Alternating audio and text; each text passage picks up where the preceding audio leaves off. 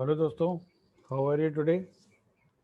उम्मीद करता हूँ कि आप लोग सब ठीक होंगे, स्वस्थ होंगे। तो आज जो हमारा डिस्कशन का टॉपिक होगा वो होगा आउटसोर्सिंग से रिलेटेड। आप सब लोगों ने ये वर्ड आउटसोर्सिंग या आउटसोर्स ये कई जगह पर कई बार सुना हुआ होगा, है ना। और आप लोग समझते भी होंगे कि आउटसोर्स एक्चुअली होता क्या है। तो इसका जनरल कंसेप्ट तो हम सब लोगों के पास में रहता है। तो इसको एक बार अपन इंडस्ट्री के कॉन्टेक्स्ट में भी देखेंगे। है तो ये इंडस्ट्रियल टर्मिनोलॉजी ही, लेकिन देखते हैं इसमें क्या है। तो इसका एक ओवरव्यू जो मैं आपको बता देता हूँ। आउटसोर्सिंग का मतलब होता है, या आउटसोर्स का मतलब होता है आउट यानी बाहर से, सोर्स मतलब कोई अ, ऐसी चीज़ उपलब्ध कराना जो हमारे पास में ना हो। ठीक है। तो आउटसोर्स मतलब बाहर से कोई ऐसी सुविधा, कोई ऐसी मदद उपलब्ध कराना जो हमारे इंडस्ट्री में, हमारे मैन्युफैक्चरिंग यूनिट में ना हो और हमारे लिए आवश्यक हो। इसे हम बोलते हैं आउटसोर्सिंग। तो कई बार मैन्युफैक्चरिंग फर्म्स में क्या होता है कि हर एक कंपोनेंट, मान लीजिए कि कोई ऐसी कंपनी है जिसके अंदर ऐसा प्रोडक्ट बन रहा है जिसमें कई सारे कंपोनेंट्स असेंबल होंगे। तो ज़रूरी नहीं है कि सारे कंपोनेंट्स उस एक पर्टिकुलर मैन्युफैक्चरिंग यूनिट के अंदर मैन्युफैक्चर हो रहे हों।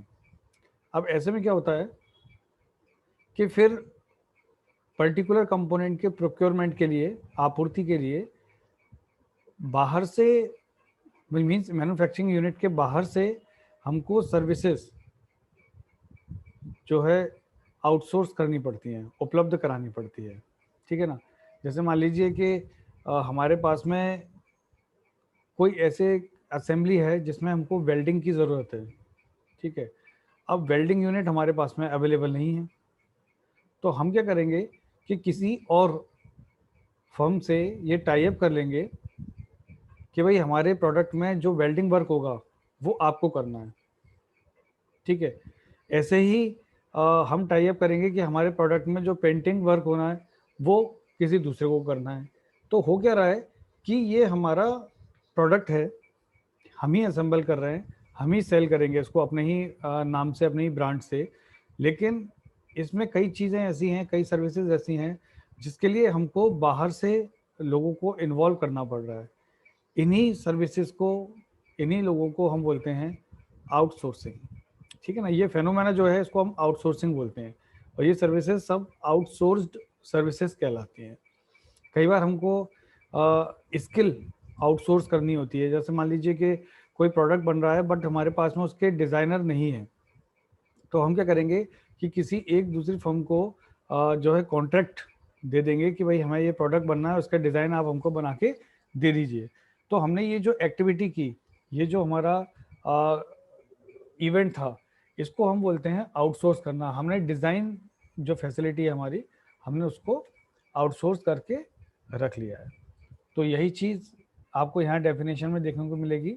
The strategic use of outside resources to perform activities traditionally handled by the internal staff and resources. ठीक है। Then many organisations are skeptical about value of outsourcing for fear of loss of control and transparency. कुछ organisations ऐसी भी होती हैं जो avoid करती हैं सर्विसेज को आउटसोर्स करना, क्योंकि उनको इस बात का डर होता है कि कहीं ऐसा ना हो कि हमारे प्रोडक्ट से हमारा कंट्रोल खत्म हो जाए। ठीक है। या फिर ट्रांसपेरेंसी, दोनों फर्म्स के बीच में ट्रांसपेरेंसी का कोई इशू आ जाए। ठीक है। तो इसको नेगेटिव लेके भी चलते हैं कई लोग, ऐसे छोटी जो मानसिकता वाले लोग रहते हैं, वो लोग इस चीज़ की वैल्यू नहीं समझते कि आउटसोर्सिंग से फ़ायदा क्या है।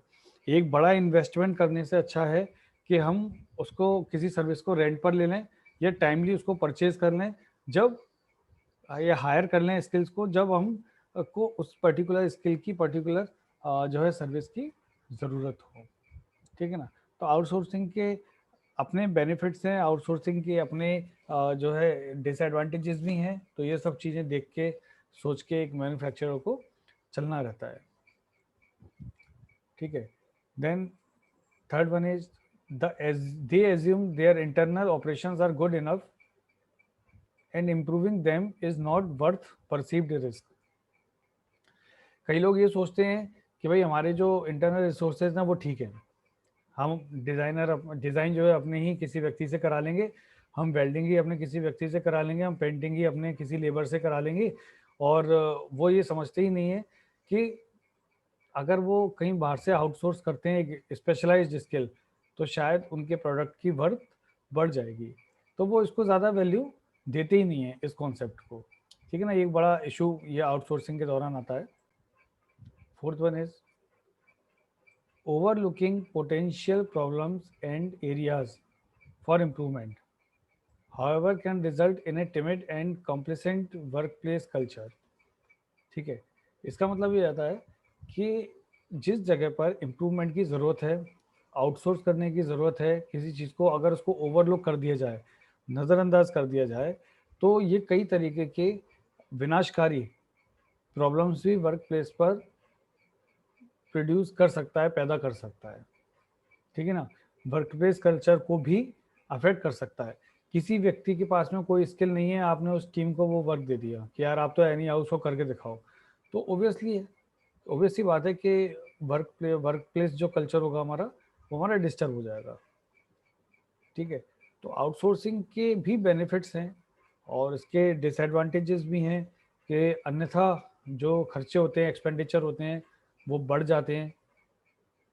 जब हम कोई स्किल, कोई सर्विस आउटसोर्स करते हैं, तो बाहर के लोगों का इंट्रोडक्शन हमारे मैन्युफैक्चरिंग यूनिट में होता है, जिसकी वजह से कई बार ये भी जो है प्रॉब्लम अराइज हो जाती है कि हमारी जो मोनोपोलिस्टिक पॉलिसीज़ हैं, ठीक है, हमारी जो मोनोपोली है, कहीं वो ब्रेक ना हो जाए, कहीं बाहर हमारे कॉन्सेप्ट, हमारी रिसर्च किसी दूसरी जगह पर जो है स्प्रेड ना हो जाए, लीक ना हो जाए। तो ऐसे कई सारे इसमें इश्यूज भी आते हैं। हालांकि कई तरीके के लीगल कॉन्ट्रैक्ट्स किए जाते हैं, लेकिन बावजूद इसके एक फियर तो रहता ही रहता है मैन्युफैक्चर के दिमाग में। तो काफ़ी चीज़ें सोच समझ के लोगों को करनी रहती है इसमें। नेक्स्ट स्लाइड देखते हैं।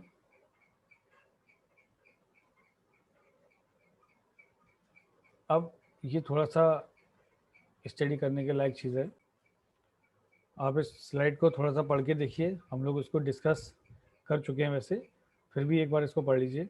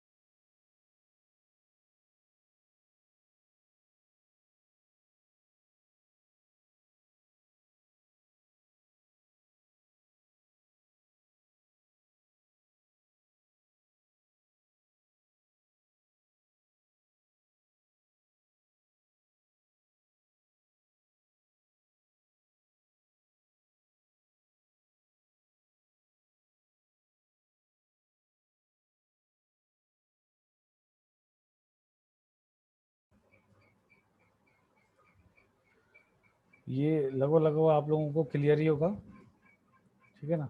इसके अंदर कोई स्पेशलाइज्ड स्टेटमेंट तो नहीं है। ये हमारा कॉन्सेप्ट है आउटसोर्सिंग का। तो ये कॉन्सेप्ट से हमको पता चलता है कि ये जो आउटसोर्सिंग को हम प्रोसेस बोलते हैं, दरअसल ये एक इवेंट है, ठीक है ना। एक अपने आप में फुल टाइम वर्क है, फुल टाइम एक्टिविटी है। तो इसके अंदर दो पार्ट रहते हैं। एक तो रहता है इवेल्युएटिंग द बिजनेस केस, ठीक है ना। ये इवेल्युएट करना होता है कि हमको अगर आउटसोर्स करना है, तो उस केस को, जिस केस में हमको आउटसोर्स करना है, उसको हमको थोड़ा इवेल्युएट करना होगा। और दूसरा जो पार्ट होता है वो होता है इम्प्लीमेंटेशन एंड मैनेजमेंट। जब आउटसोर्सिंग हमको करनी होती है, तो किस तरह से हम इस कॉन्सेप्ट को इम्प्लीमेंट करेंगे और कैसे उसको मैनेज करेंगे। तो इसमें कुछ स्टेप्स रहती हैं, जैसे ये आपकी रहती है स्ट्रेटेजिक एवेल्यूशन। तो आउटसोर्स करने के पहले हमको स्ट्रेटेजिक एवेल्यूशन करना होता है, हम लोग कैसे आउटसोर्स करेंगे, कहाँ से आउटसोर्स करेंगे सर्विसेज को, ठीक है ना, और उसको मैनेज कैसे किया जाएगा, ठीक है। ये सब चीज़ें थोड़ा सा मैनेजमेंट लेवल पर डिस्कस करने के लिए रहती हैं कि स्ट्रेटेजी कैसे बनाए आउटसोर्स करने के लिए, कि हमारा भी काम ना रुके और हमें सर्विसेज भी मिल जाए। फिर फाइनेंशियल इवैल्यूएशन होता है, हमारे पास में पर्टिकुलर एक्टिविटी के लिए कितना फंड अवेलेबल है, हम किस लिमिट तक, क्योंकि ये एक एक्स्ट्रा एक्सपेंडिचर है, तो किस लिमिट तक एक्स्ट्रा जो है एक्सपेंडिचर हम लोग कर सकते हैं अपने फाइनेंस का, फाइनेंशियल रिसोर्सेज का, ठीक है। ये चीज़ देखी जाती है। फिर इम्प्लीमेंटेशन एंड मैनेजमेंट जो फेज़ होता है, उसके अंदर देखते हैं कि किस सप्लायर से हमको सर्विसेज हायर करनी है, बाकायदा टेंडरिंग होती है इसकी। फिर सप्लायर सेलेक्ट किए जाते हैं, और जब सप्लायर हमारा सेलेक्ट हो जाता है तो फिर कॉन्ट्रैक्ट को भी डेवलप किया जाता है, कॉन्ट्रैक्ट बनाया जाता है, लीगल कॉन्ट्रैक्ट्स होते हैं, टर्म्स एंड कंडीशंस होती हैं उसके अंदर, कि इतने समय में हमको ये वाली सर्विस चाहिए, इस क्वालिटी में चाहिए, इस क्वांटिटी में चाहिए, हमारा कोई भी व्यक्ति आपके साथ में रहेगा या नहीं रहेगा, किस मशीन टूल पे आपको वर्क करना है, आप क्या हमसे क्या रिसोर्सेज आप ले सकते हैं, ऐसी तमाम चीज़ें उसके अंदर रहती हैं।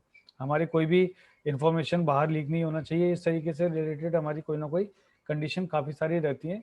और देखना रहता है कि जो कॉन्ट्रैक्ट है वो पूरी तरह से हमारा जो है सिक्योर होना चाहिए, ठीक है। Transition to the external sourcing model, फिर हमको इसकी एक मॉडलिंग होती है, मॉडल तैयार होता है आउटसोर्सिंग के लिए, फिर हमको उस पर ट्रांजिशन, जब हम एक्सटर्नल सोर्सिंग मॉडल पर ट्रांजिशन करते हैं तो थोड़ा सा उस समय भी जो टॉप मैनेजमेंट होता है उसको लुक आफ्टर करने की ज़रूरत होती है कि ट्रांजिशन ठीक से हो रहा है कि नहीं हो रहा। बाहर के लोग जब अंदर आ रहे हैं, ठीक है, तो वो ठीक से वर्क कर रहे हैं या नहीं कर रहे हैं, हमारे लोगों के साथ में मिलके जो है ठीक से काम प्रोडक्टिव वर्क कर रहे हैं या नहीं। देन रिलेशनशिप मैनेजमेंट, फिर ये बहुत इंपॉर्टेंट चीज़ है, जब हम आउटसोर्स करते हैं तो बाहर से कुछ लोग हमारे मीन्स मैन्युफैक्चरिंग यूनिट के बाहर से कुछ लोग हमारे संपर्क में आते हैं, हमको उनसे अपने रिलेशनशिप को डेवलप करके रखना पड़ता है, मैनेज करके रखना पड़ता है कि रिलेशनशिप हमारे ख़राब ना हो और ये लॉन्ग टर्म रिलेशंस रहें, क्योंकि हमको आज ज़रूरत पड़ी है, कल फिर से ज़रूरत पड़ेगी, परसों फिर से ज़रूरत पड़ेगी।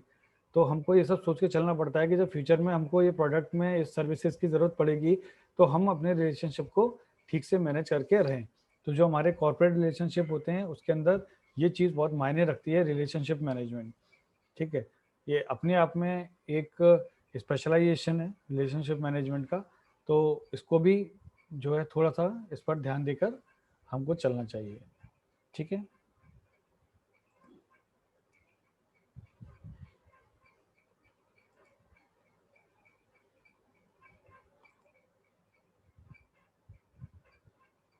ये हैं benefits of outsourcing. Outsourcing in supply chain management has several advantages that work towards maximizing profitability at the end of the day. However, these advantages can only be realized when you hire a reputable logistic provider. क्या होता है कि outsourcing के बहुत सारे advantages तो होते ही होते हैं अपने आप में, और ये जो एडवांटेज होते हैं ये कहीं ना कहीं ऑर्गेनाइजेशन या मैन्युफैक्चरिंग यूनिट की प्रॉफिटेबिलिटी को ही मैक्सिमाइज करते हैं, ठीक है। तो ये जो आपको रियलाइजेशन होता है कि हम प्रॉफिट मैक्सिमाइजेशन की तरफ जा रहे हैं, ये तभी होगा जब आप जो आउटसोर्सिंग करेंगे सर्विसेज का, ठीक है, तो वो एक अच्छी रेप्यूटेड सर्विस प्रोवाइडर से ही होना चाहिए, जो आपको अच्छी क्वालिटी की सर्विस देगा, अच्छी स्किल देगा आपको, ठीक है। तो तभी आपकी जो प्रोडक्ट है उसकी गुणवत्ता बढ़ेगी और आपके अल्टीमेटली जो आपका प्रॉफिट होगा वो आपका मैक्सिमाइज हो जाएगा या बढ़ जाएगा, ठीक है। तो हर किसी लोकल वेंडर से, लोकल सप्लायर से हम कभी भी सर्विसेज नहीं लेते।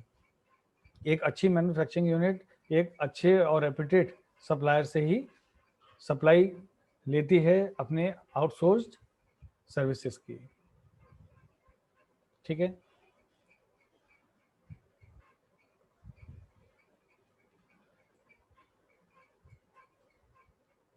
फिर outsourced supply chain management will help you focus on your core competencies.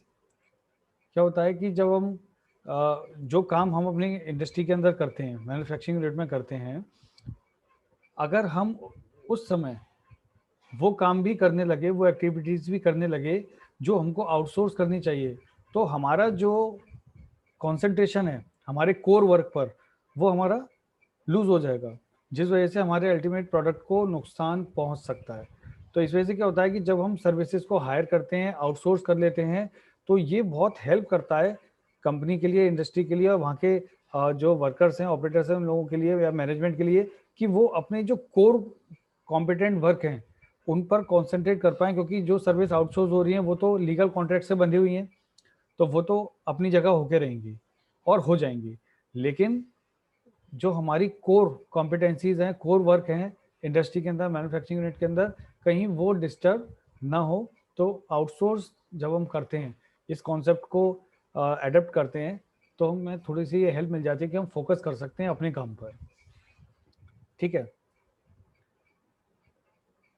Once you have outsourced supply and distribution to a third party, it becomes easier to spend more time on building the business and focusing on the future strategy। इसका मतलब ये हो गया कि एक बार अगर हमने supply और डिस्ट्रीब्यूशन के लिए थर्ड पार्टी को चूज कर लिया, ठीक है, थर्ड पार्टी लॉजिस्टिक की तरफ हम लोग चले गए, तो हमारे लिए ये, या किसी मैन्युफैक्चरिंग फर्म के लिए बहुत इजी हो जाता है कि वो अपने बिजनेस स्ट्रेटजी को बढ़ाने के लिए फ्यूचर में फोकस कर सके और उस पर वर्क कर सके। तो ये बहुत बड़ा एडवांटेज है आउटसोर्सिंग करने का। ठीक है। Supply chain management can eat a precious time that would have been spent developing new ideas, marketing and strengthening customer relationships, factors that are crucial for long term success.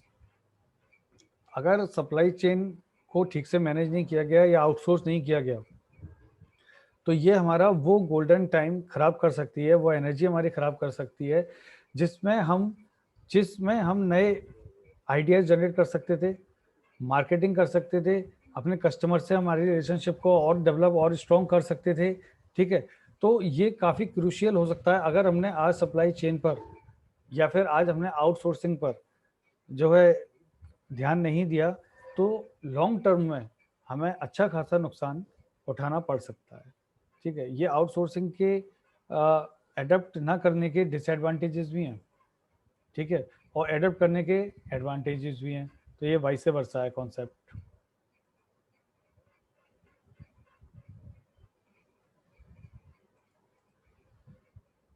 When you outsource, you get access to facilities, knowledge, capabilities that were initially inaccessible and unaffordable। जब कोई manufacturing unit किसी service को, skill को outsource करती है, higher करती है, तो उनको ये बेनिफिट मिल जाता है कि वो फैसिलिटीज़ का, नॉलेज का और कैपेबिलिटीज़ को एक्सेस कर पाए, जो कि वो अपनी इंडस्ट्री में एक्सेस नहीं कर पा रहे थे क्योंकि उनके पास में थी ही नहीं, और अफोर्ड भी नहीं कर सकते क्योंकि उनको खरीदना पड़ेगा, इतना फंड नहीं है, इतना पैसा नहीं है, तो अफोर्ड नहीं कर पाते, तो हमने रेंट पर ले लिया। जैसे मान लीजिए कुछ लोग होते हैं, वो उनको दिल्ली घूमने के लिए जाना है, तो वो क्या करेंगे कि 12-15 लाख की कार खरीदने से अच्छा है कि एक 12-15 लाख की कार को हायर कर लेंगे। बहुत कम पैसे में आप 12 to 15 lakhs, अगर एक अच्छी ट्रेवलर कार अपन ने ली, तो 12 to 15 लाख हमारे जो इन्वेस्ट हो जाएंगे, और हमको जाना है दिल्ली घूमने, या हमें चंडीगढ़ जाना है, ठीक है, तो या उत्तराखंड जाना है हमको घूमने के लिए। अब अगर हम उसी कार को हायर कर लें, किसी और का पैसा इन्वेस्ट है, हमने उसको हायर कर लिया, सर्विस को मीन्स आउटसोर्स कर लिया, तो हम कम से कम ये कि दूसरे की जो फैसिलिटीज़ हैं, कैपेबिलिटीज़ हैं, हम उसको, और जो हम अफोर्ड नहीं कर सकते, हम उसका लाभ तो ले रहे हैं। ठीक है। और फिर हम अपने कोर जो हमारा वर्क है, हम उस पर जो हमारा घूमने का जो आइडिया है, हम उसको और अच्छे से सोच सकते हैं और अच्छे से प्लान कर सकते हैं। ठीक है। तो ये बहुत इंपॉर्टेंट पॉइंट है। तो अगर ऐसा करते हैं तो हमारे पास में एक चांस होता है कि हम अपने कॉम्पिटिटर से हमेशा आगे रहेंगे। ये एक चांस हमारे पास में रहता है क्योंकि हम अपने कोर वर्क पर जो है ध्यान दे पा रहे हैं, टाइम स्पेंड कर पा रहे हैं कि भाई हमें काम क्या करना है, बाद बाकी तो आउटसोर्स से हो ही रहा है काम। ठीक है। फिर इसके जो एडवांटेजेस हैं वो ये भी हैं कि it reduces the overall cost. ठीक है, when you hire a professional organization, they will use their knowledge and expertise to help you reduce your overall expenses।